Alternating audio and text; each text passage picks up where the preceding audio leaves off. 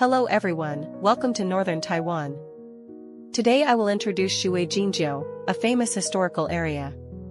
Shui-Jin-Jiu includes Shuinendong, Jingguashi, and Jiufen. This area was once one of the most important gold mining regions in Taiwan. Gold mining flourished during the Japanese colonial period.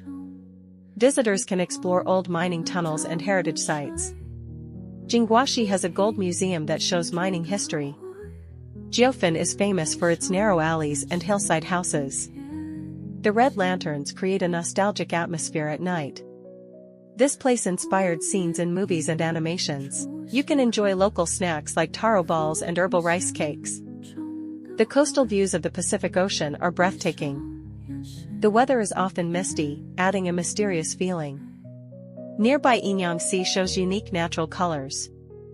It is a perfect place for photography lovers. Overall, Shui-Jin-Jiu combines history, scenery, and local culture.